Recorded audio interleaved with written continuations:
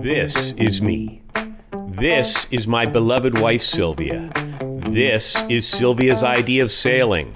This is my dream of sailing and my hope of circumnavigating the globe as a retirement project in 2029. This is Sylvia's reaction to that idea.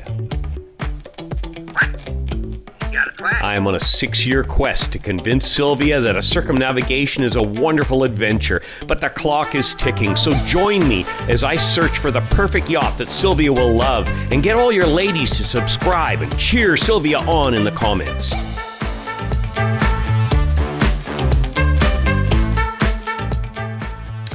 Welcome back to Naval Gazing at Camp David. Been away for a while, so thank you very much for the notes of concern. Just busy doing a startup. So if any of you are owners of or have friends who own a North American, Western European, UK, Australian, or New Zealand manufacturing company between sort of $10 and $100 million who currently purchase all their parts and sub-assemblies locally, please give me a call. Our company, Redux, manages a contingency-based managed offshoring program that will allow these companies to realize 20 to 40% reductions in cost of these select parts and sub-assemblies, really putting them in a far better competitive situation. With that out of the way, let's get into this week's review. We're heading back to South Africa for this week's future yacht, the beautiful Balance 502.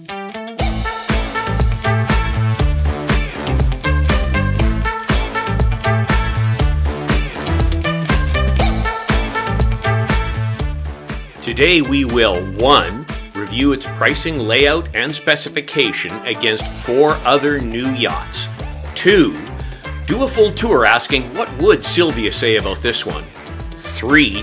Have a look at some new technology or improvements that might make life aboard just a little easier. 4.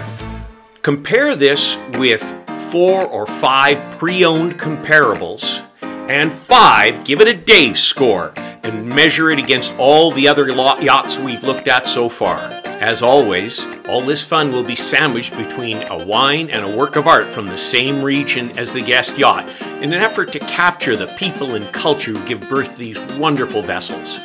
Waves, wine, art, and ideas. What a fabulous way to spend 30 minutes, so let's get to it.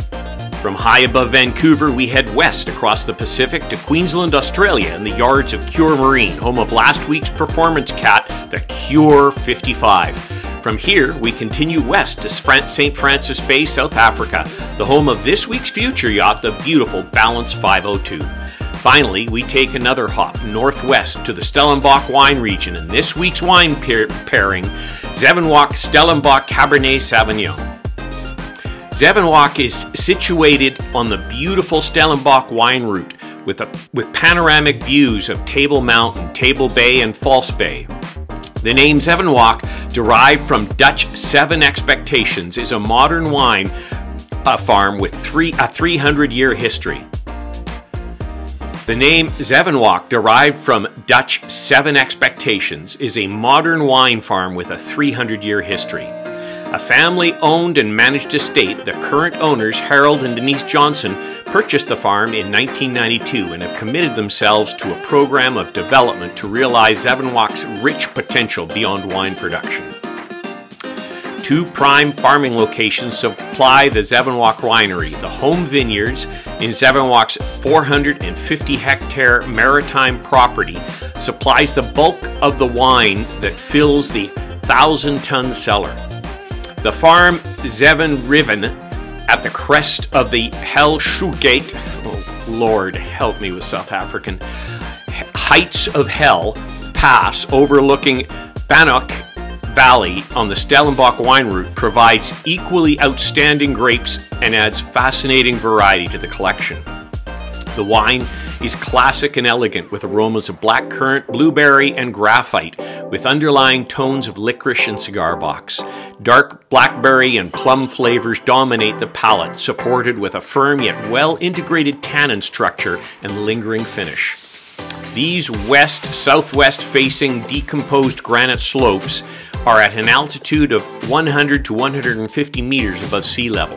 The cooling sea breezes from the nearby Atlantic Ocean keeps the vines and their fruit cool during the warmer days of the ripening period. In turn, this allows the maximum flavor, color, and tannin development. The vines are trestled on 7 wire hedge systems and receive only supplementary drip irrigation. The grapes were picked at 24.2 bricks and lightly crushed into 10-ton open fermenters. The must was fermented at a regulated 27 degrees Celsius with regular pump overs. The wine underwent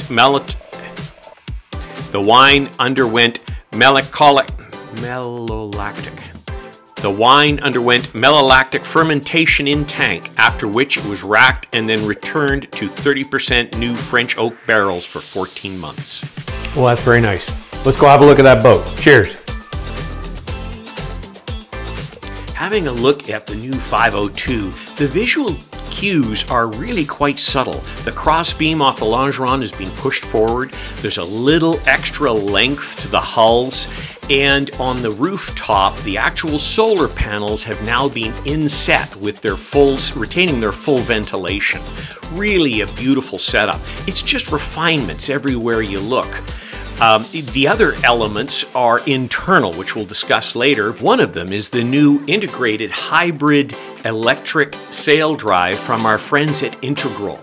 They've really done a beautiful job on this, and we'll discuss a little later, but you can see how the actual electric component takes up very little space in the configuration here. Just goes in straight in line between the sail drive and the standard diesel motor, and of course offers incredible regeneration. The next element that we're going to see is the skeleton, which has gone almost purely carbon. We'll discuss that just a little further. Having a look now at our new comparables, we're going to compare the Balance 502 with its predecessor, the Balance 482, the Outremer 52, the Katana Ocean Class 50, and the HH 52. Looking at these profiles, they're all beautiful. The HH 52 certainly cuts a beautiful profile there, probably the Lamborghini of the bunch, but none of these are unattractive vessels. They're all gorgeous. The Outremer 52, certainly probably one of my favorites as far as the overall look goes, but the Balance 502 is a gorgeous vessel as well. Hopping onto the rooftop here now, you can see really not much has changed on the Balance 502 over the 482, other than you can't see it here, but those solar panels are embedded in the roof now, so it's a nice smooth profile. They retain their air circulation under them, but they are inset into the roof itself. You can also see the slight length difference and the way the crossbar has been pushed forward there as well. Of course, the Outremer 52, a beautiful vessel, that same mid-bulkhead helm on the starboard, and the same Versa helm that goes down in for shelter when you've got bad weather. Then looking over at the Katana, the first time they have done a bulkhead helm, but they've done a beautiful execution on this. You can also see how slim those hulls are, but you'll get into what this one really does once we go down below. The HH52, just an absolutely gorgeous look to it.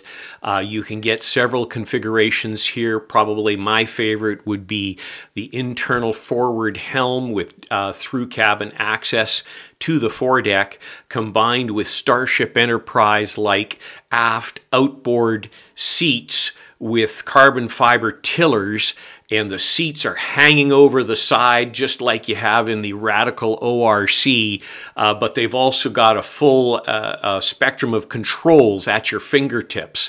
The other alternative, of course, is twin aft helms, as we've seen on Sailing with the Winds and their 44. Again, a beautiful option as well. Okay, hopping down inside to the saloon, you can see not much has changed with the Balance 502 to 482 layout, all very similar. They have, though, done a very nice change to the lower helm in the cockpit, and that is they've deepened that chair, and that was a little tight, and so putting a little more depth to that will really increase the comfort. But again, the Balance format, just gorgeous in that you have a full thwartship, three-sided walk-around master berth. Then you've got closet access into the forepeak, or door access into the forepeak, so Sylvia's gowns can all be hung up in there if you wish, or if you're a more practical individual, you've got your sails in there, but you can still access everything from inside your cabin. And in the aft, you have a fabulous bathroom head area with a crossbar to hang your wet weather gear or your scuba gear. Lots of room to do that. And then, of course, over on the other hull, you've got the two beautiful cabins, both I would call VIP cabins. And the aft one, if I'm not mistaken, can also be turned into an office scenario, a convertible office scenario. The Outremer 52, you've got an absolutely gorgeous cockpit and saloon. There is something about their design. They have done such an elegant job in the saloon area, creating more space than there should be, creating a sense of openness. I really love Outremer's saloon design. I also love their cockpit design. Their lower helm station, although maybe not as comfortable as Balance, also has the ability to control the winches down there as well. They've done an interesting transfer system for you there. The Ocean class, this is where the Katana really kicks in. So you can see the sheer size of that saloon. They've taken an elegant page out of their Bally brand.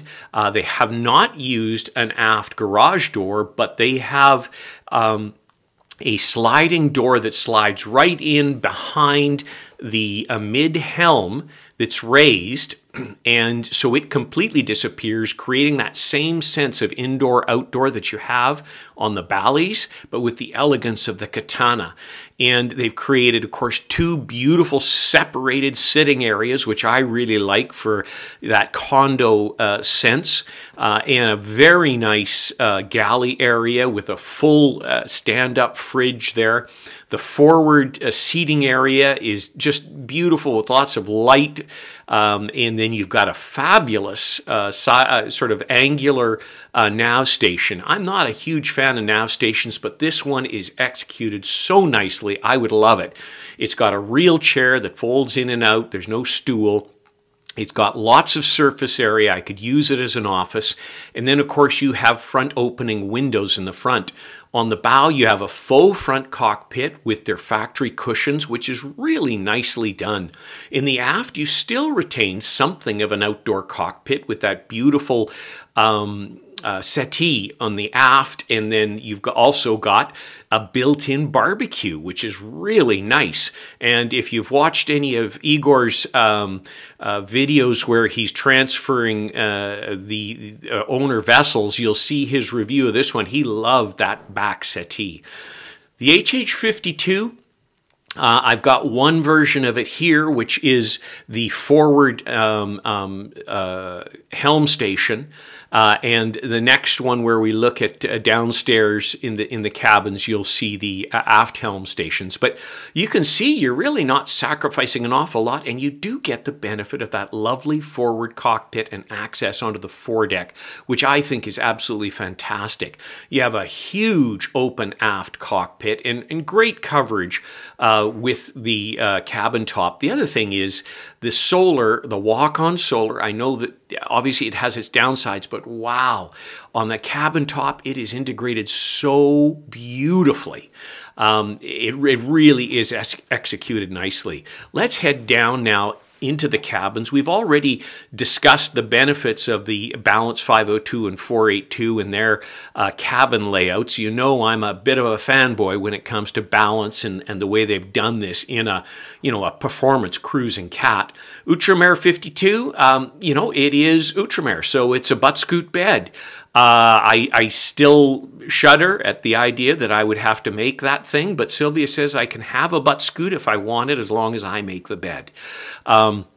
Outremer has also introduced a flex room on the passenger hull on the port side forward.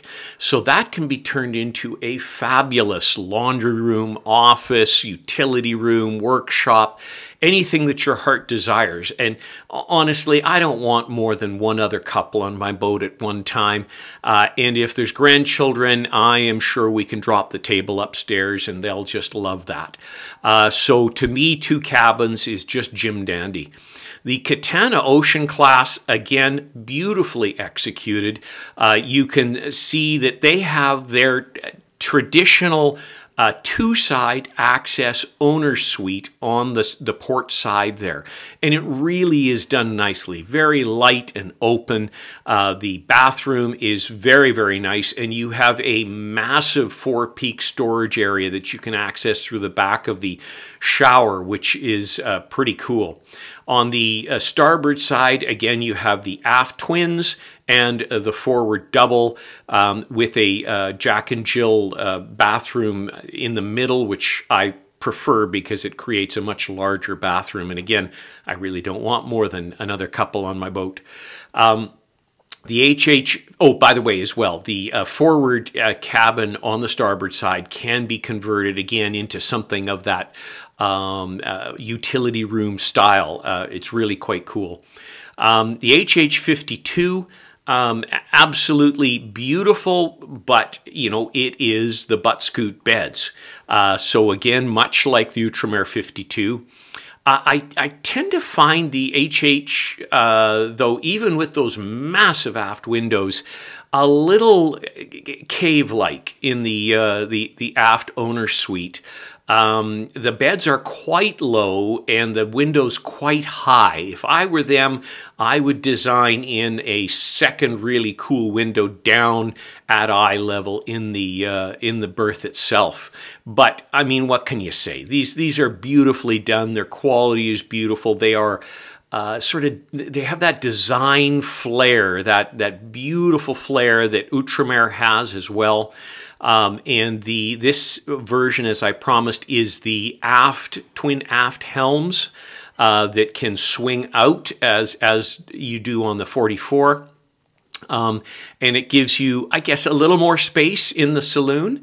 You've got that nice island in the galley there that's good, but I think I would still prefer the forward indoor helm with access to the foredeck.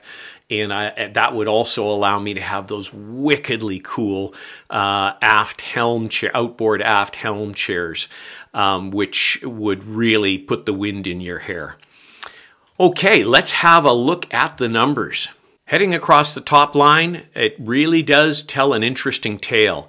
The Balance 502 is now 1.63 versus the 482 at 1.15. So you've added the cost of a reasonable sized US house into the cost here, but you do get a lot for it. It is a little daunting when I do look at it, because you're going across and you're comparing now, and the 502 is now the most expensive one on the list. And yes, that includes the HH52 at 1.5. Now, you got to take these prices with a grain of salt. I have done my level best when I was sort of taken aback by what I saw here to validate these prices. But as best I can tell, this is the current situation in euro.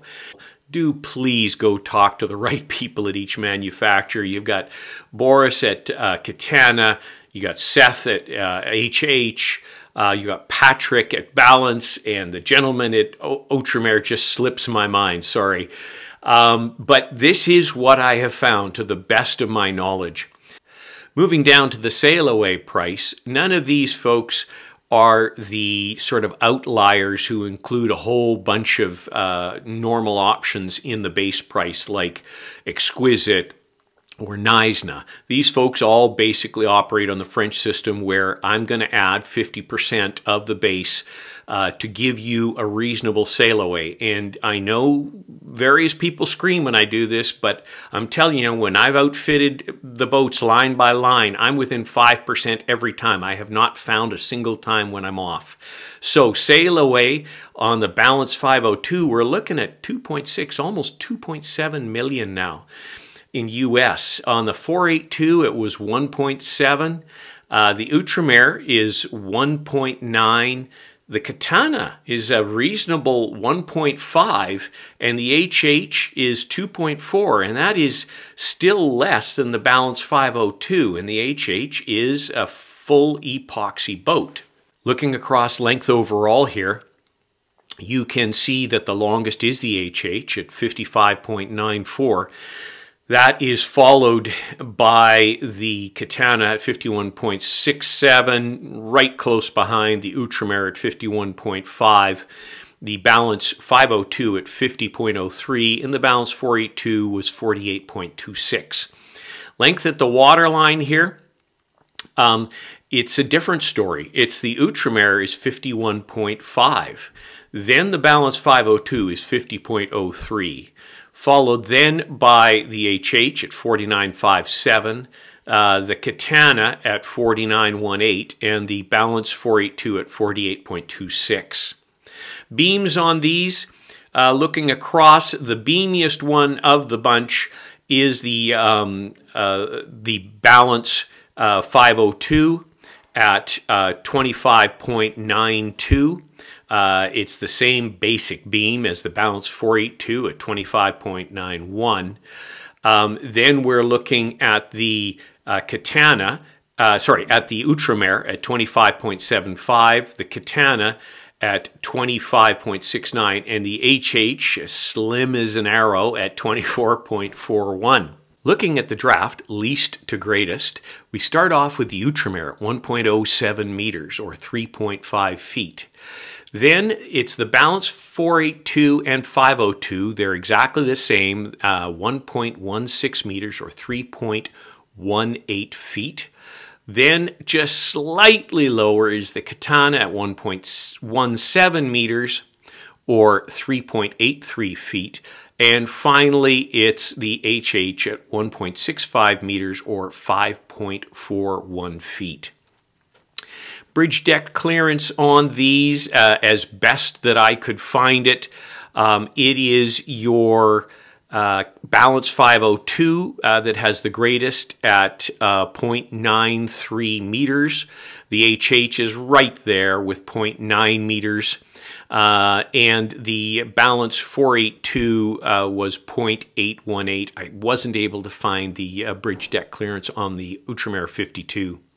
The light ship displacement. So this is very, very interesting. Looking across here, your lowest light ship displacement is your Outremer 52. And it does surprise me, because the Outremer is a vinyl ester outer layer with a foam core and a polyester inner layer. So it's not the most high tech of the group, but they always seem to be at one of the best weight levels. Next up is going to be your HH, which is just a tad heavier at 11,480, or 11.480 tons. Next up is going to be the brand new Balance 502. They really made strides here. They went to 12.8 from the previous 13.3 on the shorter Balance 482. And finally, we've got the Katana at 13.154. It was lighter than the 482, and it's, so again, we've got 13.1 tons of a vessel there. Payload capacity. So looking at the payload capacity here, I was able to get it on several, but not all. So the best payload capacity is the Balance 502. And Phil Berman referred to this in his video on the 502, that their goal was to allow for more load onto the vessel. And they've managed to get 6 tons onto that vessel. The next one is the HH at 4.5 ton, and the previous Balance 482 was about 4 tons. So they've increased the capacity by 2 tons. Looking at upwind sail area, the Balance 502 is at 1544 in the lead of the pack, up substantially from 1480 of the 482. Next, tied for second place are the Outremer and the Katanas, both at 1507. And then you've got the HH at 1487, just a tad ahead of the 482. Okay, looking now at the interior measurements. Again, as I've always said, Balance, bless their hearts, are the only ones who really give you practical knowledge of what you're buying here as far as livable space and storage space. And every manufacturer should provide all these statistics. The Balance 502 and the 482 are basic identical in their interior and exterior square footage area. And again, they are identical in their interior and exterior locker cubic footage that you can see there. Moving down into hull material, this becomes very, very interesting. So the leader of the group is going to be HH. You've got glass and carbon fiber in equal amounts with epoxy, a pure epoxy hull on a foam core sandwich. Katana has e-glass and carbon fiber, and Twaron or Kevlar cloth reinforcements. They're pure vinyl ester on a foam core. The Outremer is, I guess, arguably the least sophisticated. It has polyester on the inner layers, vinyl ester on the outer layers, and then a foam core on the interior. They obviously have reinforcement with carbon fiber. Now, the Balance 482 used to be almost an identical format to the Outremer. However, on the 502, they've made a substantial upgrade, and that is they have significantly increased the carbon fiber components in all of the bulkheads and I guess you would call it the spine of the vessel and various other areas, which we alluded to previously and we'll look at more closely. But they've gone to a pure vinyl ester hull with foam core. So, you know, looking across this, I would have to say that HH is the best hull. Your Katana and Balance hulls now are equivalent for different reasons, and your Outremer hull would be arguably the least sophisticated of the bunch. Having said that, Outremer is still the lightest vessel. System voltages, these are really beautiful vessels with system voltages sort of between 24 and 48 volts. Battery banks, I wasn't able to find it on a lot of them. The hybrids are very different, of course, because you've got massive banks for the drives. On the Balance 502, that's going to be a 36 kilowatt hour, 48 volt lithium bank with 3 kilowatts of solar, glass solar. The Balance 482 had standard 3.8 kilowatt hours, so it's a times 10. The Outremer 52 is looking at 21 kilowatt hour gel, flexible solar, and then the HH, again, I don't have their drive configuration here. But they had 13.4 kilowatt hour lithium and flexible solar panels. So getting down to the actual performance numbers, how do they stack up? Well, it may surprise you to note that our friends at Outremer have once again done it. They have a sail area to displacement of 28.1, an extreme racing boat. The next best is going to be your HH, not surprisingly, at 27.5. Your Balance 502, a substantial leap from the 482 at 26.6. Then your Katana at 25.5 and your Balance 482 at 24.9. Looking at displacement to hull length at the waterline, here again, like golf, the lowest number wins. Once again, you've got the Outremer in the lead substantially at 81.7, followed by HH at 92.8. Then you've got the Balance 502 at 100.6, the Katana at 108.8, and the Balance 482 at 116.5. Getting down to the Kelsail performance, the theoretical percentage of wind speed at 10 knots of wind, you're looking at the Outremer at 88%. Actually, quite a substantial lead. The next one being the HH at 85%, the Balance 502 at 83%, the Katana at 80%, and the Balance 482 at 78%. So across the board, they're in about the same order. And again, as we look at these vessels, my hat's off to Outremer on how they achieve these numbers right across the board. Admittedly, I don't believe that their load capacity would equate to anything close to the HH or the Balance 502, but regardless, in the pure numbers, they're a darn good-looking vessel. If what you see here gets you thinking about doing that adventure that I'm hopefully going to do myself, and you haven't picked out your vessel yet, or maybe you don't have a broker and one of these boats interests you, please drop me a line and I'd be more than happy to connect you with the manufacturer's representative. Who knows? It might even get me a demo ride. Of course, if you're enjoying the content, please hit that subscribe button and share this with a couple of like-minded friends. You can also join our Patreon crew to enjoy ad-free videos as well as all of the spreadsheets and PowerPoint presentations in their original format that you see displayed here.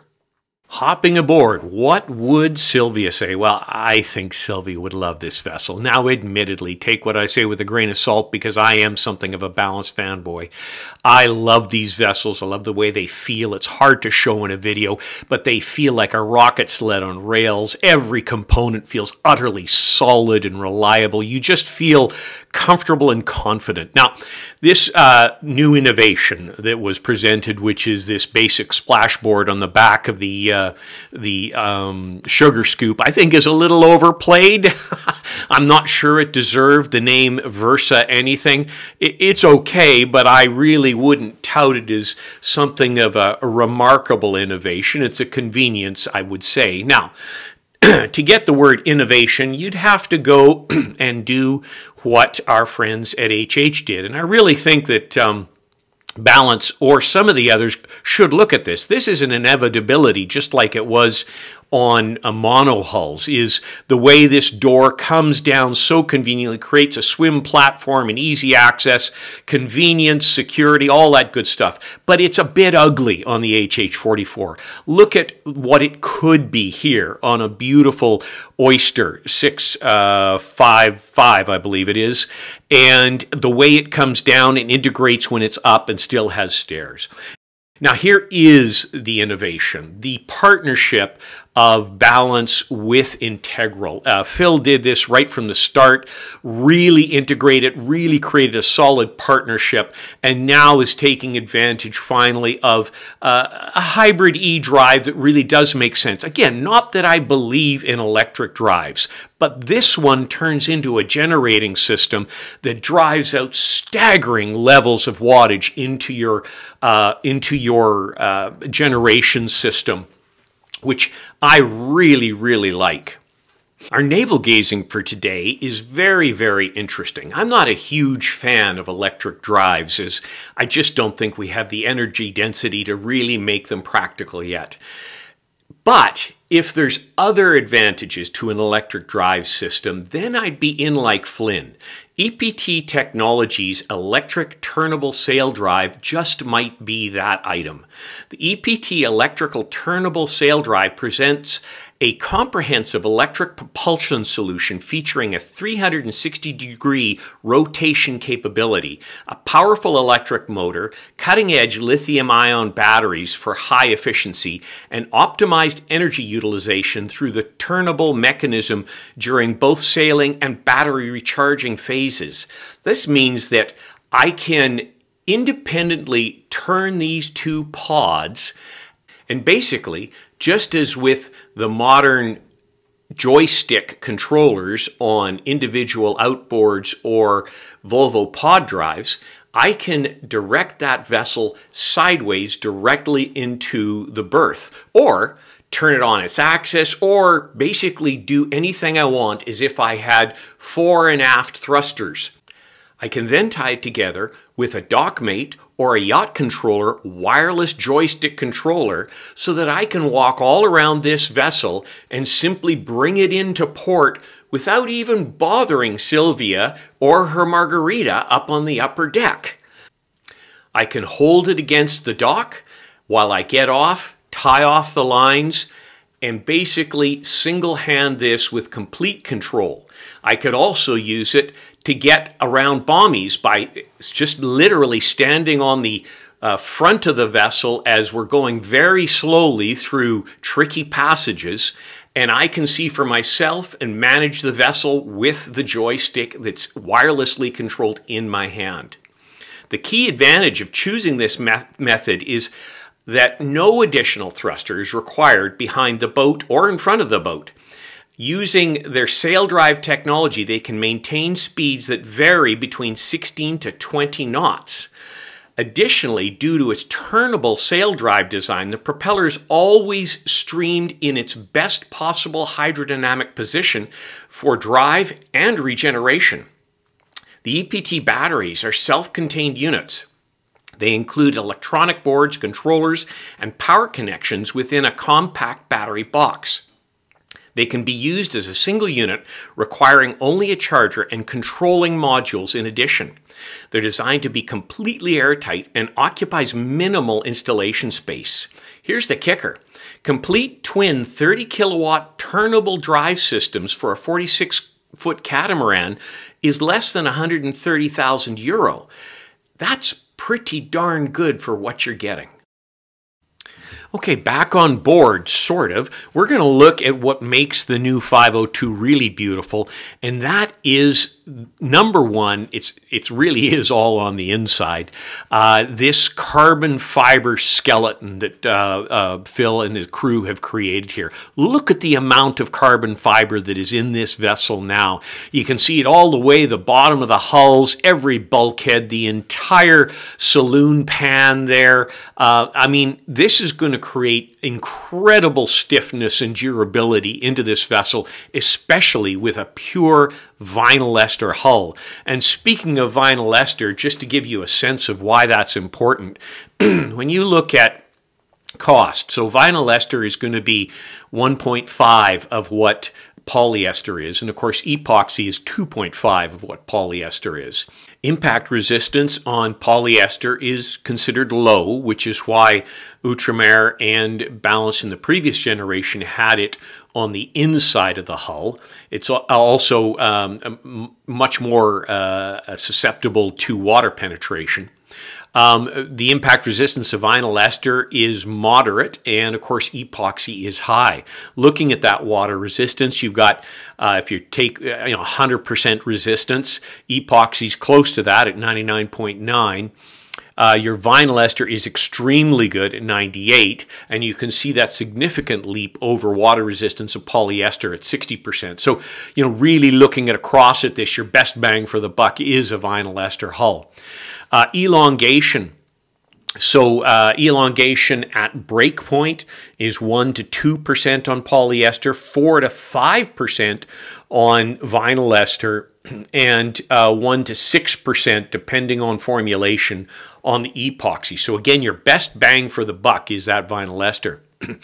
Stiffness, you're looking at 2.0 to 3.5 GPA on the polyester, 3.1 to 3.7 on the vinyl ester, and 2.6 to 4.8 to 4.0 on the epoxy.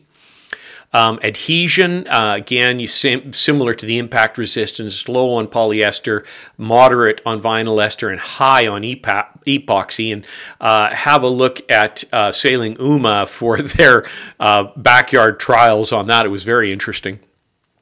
Tensile strength, 40 to 90 on the polyester, 70 to 90 on the vinyl ester, and 70 to 130 on the epoxy.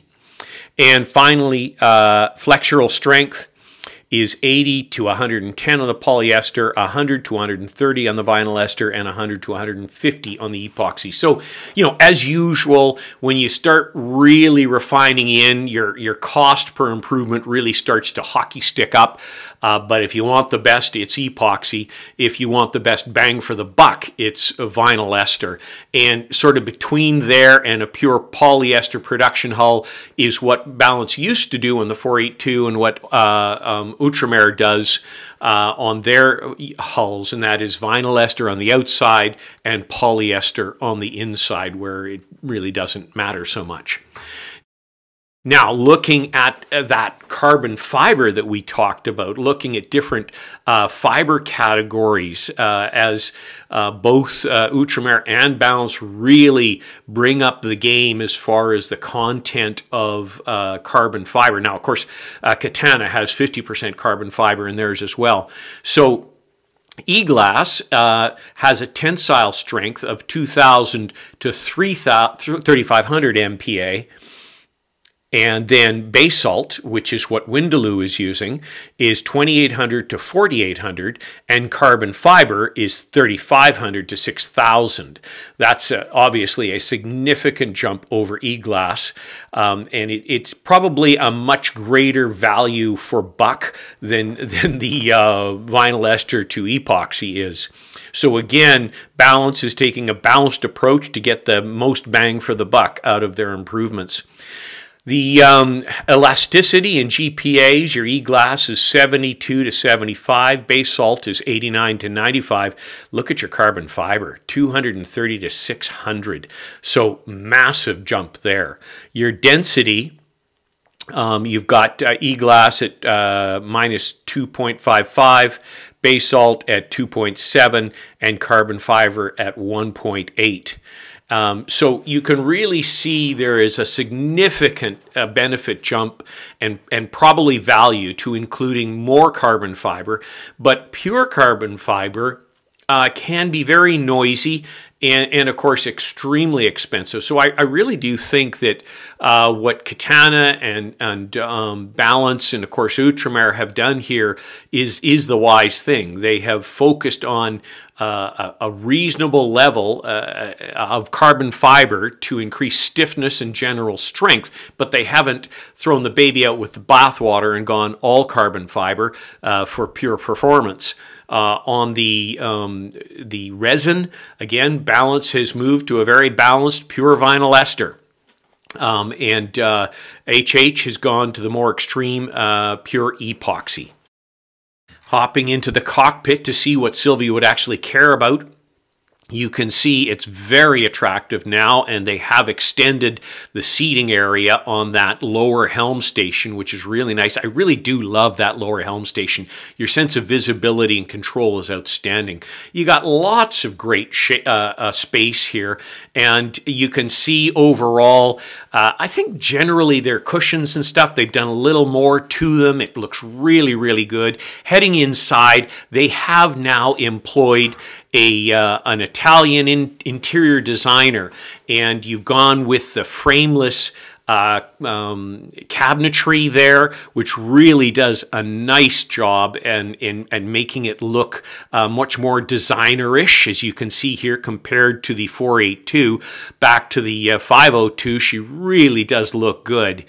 And then if you'll note here, even on the front of the settee there, they have taken the upholstery down further, so it looks far more like your living room at home. Again, just subtle changes that really do improve the overall look and feel compared to the older 482. I think they've done just an absolutely beautiful job. They've also gone with a page out of both Fountain Pajot and Outremer's book, and that is created the ability to have a true small coffee table in the saloon. 90% of the time you'll be eating outside, so why turn your living room into a permanent kitchen by having that giant table? I think it's a really nice improvement that they've done. As well, if you look over at the nav table, they've done a beautiful job at extending that table, making it really nice, putting in a lovely chair there. It really looks purpose-built. I really like what they've done there. Now, you will note that the renders are backwards to the layout. In the layout, the nav table is on the port side, and in the renders, it's on the starboard side. So I'm not sure exactly where everything will end up in the end. So again, here's those frameless cabinetries. They really look good. Heading down into the owner's hull here, again, you can see the subtle changes to the design. I think it looks really good versus the older design. It just adds just a touch of finish and flair that the older design might have been missing.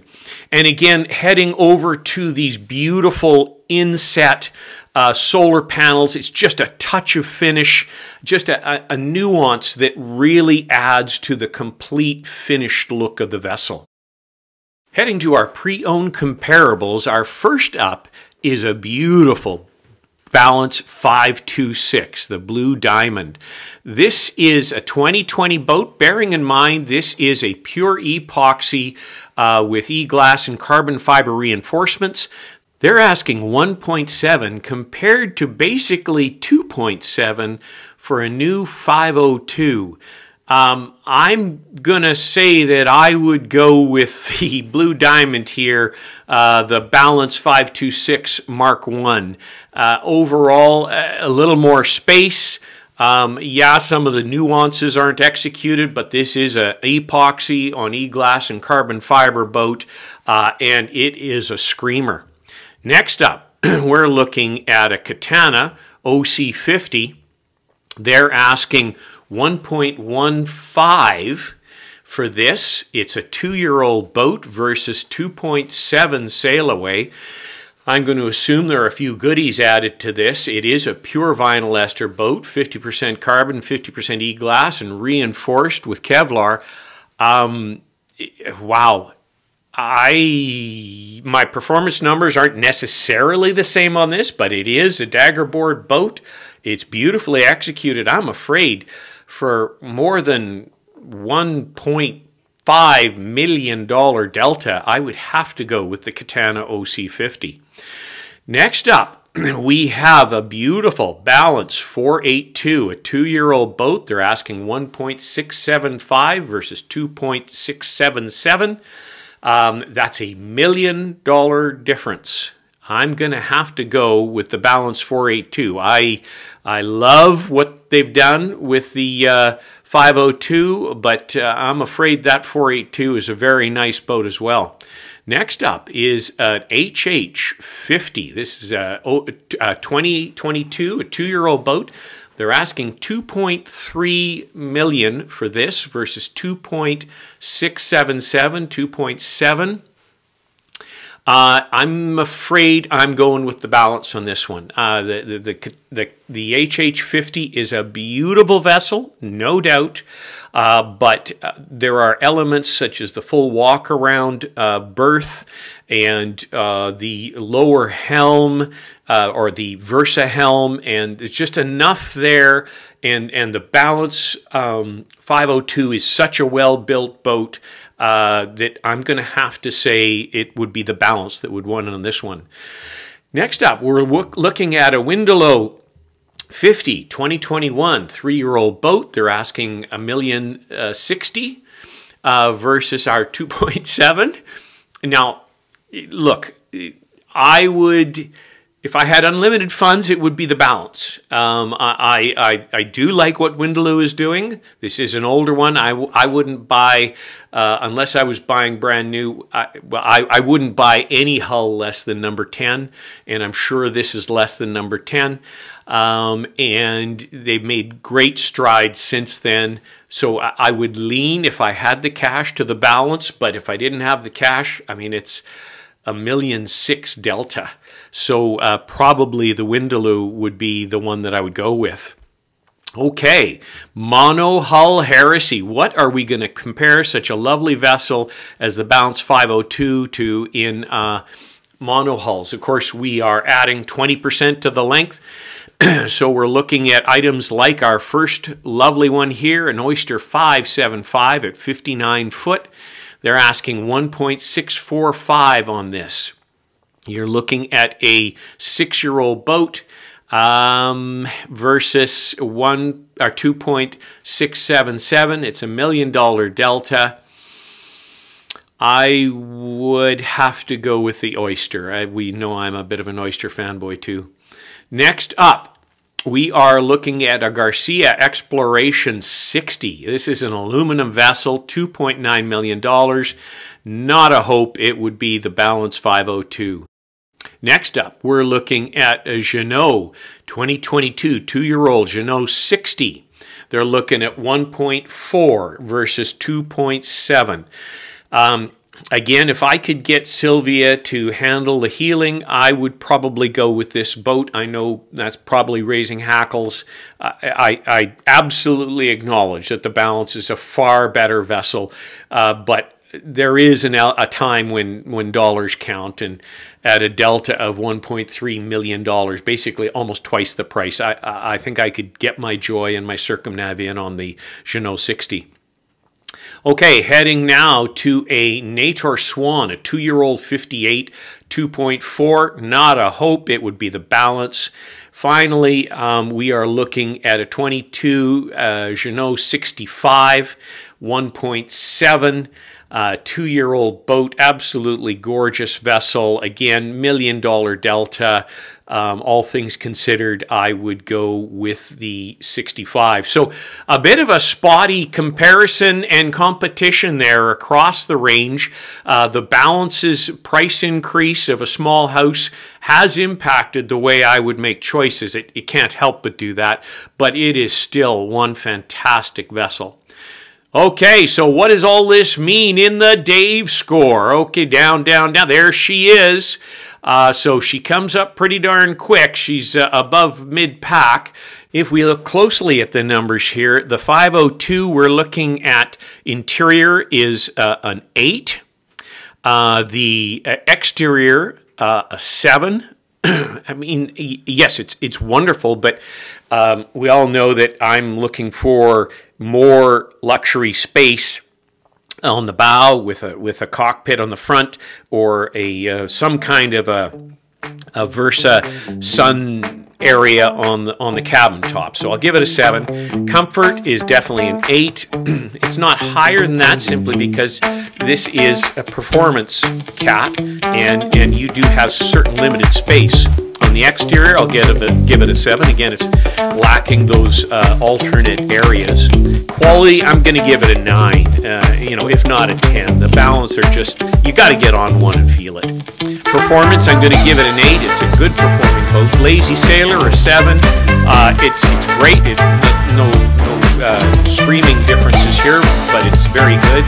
Condo, an 8, which is a heck of a high number for a vessel of this size and nature. Geek, I'm going to give it a 7. It's a pretty cool vessel. Value for the money, it did drop a little to a 7, simply because you can't get away from the fact you're adding the value of a new house to it. If we look at what that compares to, you know, you're in the range of the Balance 526, which makes sense. The HH44, the Max Cruise, the preliminary on the 48SC, We'll see what happens with that one. It does have, again, those other areas like the forward cockpit that bump it up. In and around the Van R6, which is a very nice comparative, and the Privilege 510, which you really can't argue with. But of course, the top of the pack still remains the Balance 580, the preliminary on the 580. It's just an absolutely spectacular vessel. Well, that's our Waves, Wine, Art and Ideas for one more week. I do hope you enjoyed it. I'm going to leave you with our Artist of the Region and just a gorgeous piece, Daniel Novella.